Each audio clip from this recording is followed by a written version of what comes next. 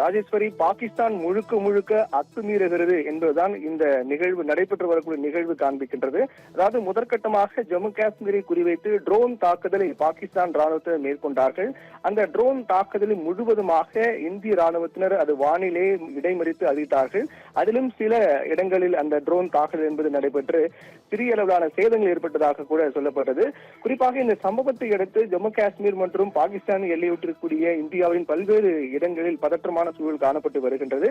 அங்க இருக்கக்கூடிய மக்கள் ஏற்கனவே பெரும்பான்மையாக உள் மாவட்டங்களுக்கு அழைத்து செல்லப்பட்டிருக்கிறார்கள், அங்கிருந்து வெளியேற்றப்பட்டிருக்கிறார்கள். இருந்தாலும் கூட பல்வேறு இடங்கள் அதற்கு முன்னதாக இந்த பாதுகாப்பு ஒத்திகை நிகழும் போது கூட என்ன மாதிரியான பாதுகாப்பு நடவடிக்கைகள் மேற்கொள்ளப்பட வேண்டும் என்று தெரிவித்தது அடிப்படையில் அங்கு பாதுகாப்பு நடவடிக்கைகள் மக்கள் உட்படுத்தப்பட்டிருக்கிறார்கள்.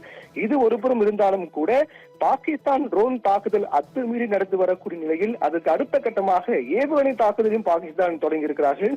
இந்தியாவுடைய நிலைகள் மீது குறிவைத்து ஏவுகணை தாக்குதலை பாகிஸ்தான் தொடங்கியிருப்பது என்பது போரின் தொடக்கமாகவே பார்க்கப்படுகின்றது. ஏற்கனவே இந்திய ராணுவத்தினர் ஆபரேஷன் சிந்தூர் மூலமாக மேற்கொள்ளப்பட்ட அந்த துல்லிய தாக்குதலை அடுத்து கிட்டத்தட்ட 100க்கும் மேற்பட்ட பயங்கரவாதிகள் கொல்லப்பட்டதாக இன்று நடைபெற்ற அனைத்து கட்சி கூட்டத்தில் பாதுகாப்புத்துறை அமைச்சர் ராஜ்நாத் சிங் அது தொடர்பாக பேசினார். அதைத் தொடர்ந்து செய்தியாளர் சந்தித்த போது விளக்கம் கொடுக்க போது கூட 100க்கும் மேற்பட்ட தீவிரவாதிகள் ஆபரேஷன் சிந்தூர் மூலமாக கொல்லப்பட்டதாக தெரிவித்தார். இன்னும் தொடர்கிறது, ஆபரேஷன் சிந்தூர் என்பது இன்னும் முடியவில்லை, தொடர்கிறது என்றும் அவர் தெரிவித்தது மூலமாக தான் அந்த நிகழ்வை அடுத்துதான் பாகிஸ்தானுடைய இந்த நடவடிக்கை என்பது அதிகமாக இருக்கிறது என்பதை பார்க்க முடிகிறது. முதற்கட்டமாக ஜம்மு காஷ்மீர் கூடிய மிக முக்கியமான நிலைகளை குறிவைத்தும் அதே போன்று அங்கிருக்கூடிய குடியிருப்பு வாசிகள் பொதுமக்களை குறிவைத்தும் விமான நிலையத்தை குறிவைத்தும் பாகிஸ்தான் ட்ரோன் தாக்குதலை முதற்கட்டமாக நடத்தினார்கள். அது தொடர்பான வீடியோ காட்சிகள் வெளியாகின. அந்த ட்ரோன் அந்த வானில் பறந்து வரக்கூடிய ட்ரோன்களை இடைமறித்து அழிக்கக்கூடிய நடவடிக்கையில் இந்திய ராணுவம் முழுவதுமாக இறங்கினார்கள்.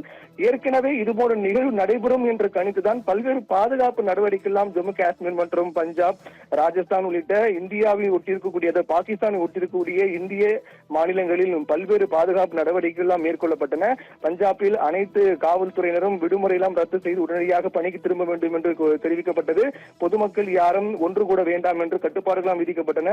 அதே போன்று எல்லையொட்டி மாவட்டங்களில் வசிக்கக்கூடிய மக்கள் உள் மாவட்டங்களுக்கு அழைத்து வரப்பட்டார்கள். அவர்கள் பாதுகாப்பான ஏதேனும் அசம்பாவிதம் ஏற்பட்டால் உடனடியாக அந்த பதுங்கு குழிக்கு பதுங்க வேண்டும் உள்ளிட்ட பல்வேறு அறிவுறுத்தல்கள் இந்திய ராணுவத்தினர் வழங்கினார்கள்.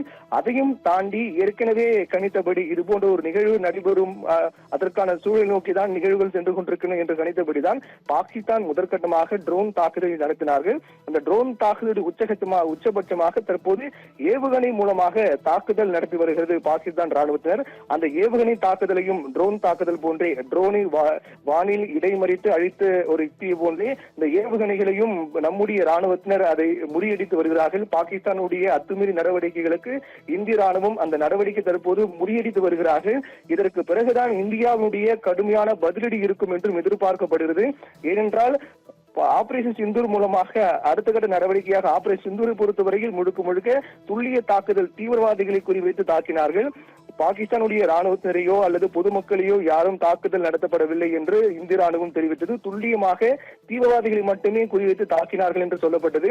ஆனால் அதற்கு பிறகு பாகிஸ்தான் இந்திய எல்லையொட்டி பல்வேறு மாவட்டங்களில் தாக்குதல் நடத்தினார்கள். அத்துமீறி பாகிஸ்தான் ராணுவம் நுழைந்தது. அதில் கிட்டத்தட்ட 10க்கும் மேற்பட்ட அப்பாவி பொதுமக்கள் பலியானார்கள்.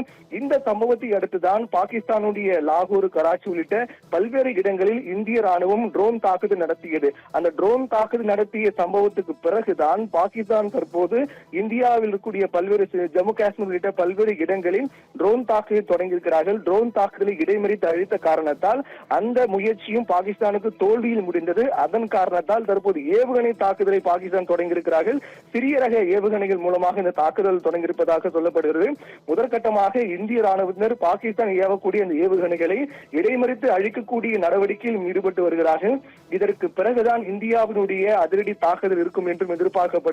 அப்படி என்றால் ஏற்கனவே கூறியது போல ஆபரேஷன் சிந்தூர் 2.0 தொடங்கி இருக்கிறதா என்றுதான் இதன் மூலமாக நமக்கு வினா எழுகின்றது. ஏனென்றால் இதை உறுதிப்படுத்தும் விதமாக பாதுகாப்புத்துறை அமைச்சர் ராஜ்நாத் சிங் ஏற்கனவே ஆபரேஷன் சிந்தூர் என்பது இன்னும் முடியவில்லை, தொடர்கிறது என்று தெரிவித்திருந்தார். இப்படியாக ஒரு போர் பதற்றம் உச்சகட்ட நிலையில் இருக்கக்கூடிய நிலையில் பாகிஸ்தானுடைய அத்துமீறி நடவடிக்கை என்பது தொடங்கி இருக்கிறது என்பதுதான் இதன் மூலமாக பார்க்க வேண்டியிருக்கிறது. ட்ரோன் தாக்குதலை தொடர்ந்து ஏவுகணை, சிறிய ரக ஏவுகணை மூலமாக தாக்க தொடங்கியிருக்கிறார்கள் பாகிஸ்தான் ராணுவம்.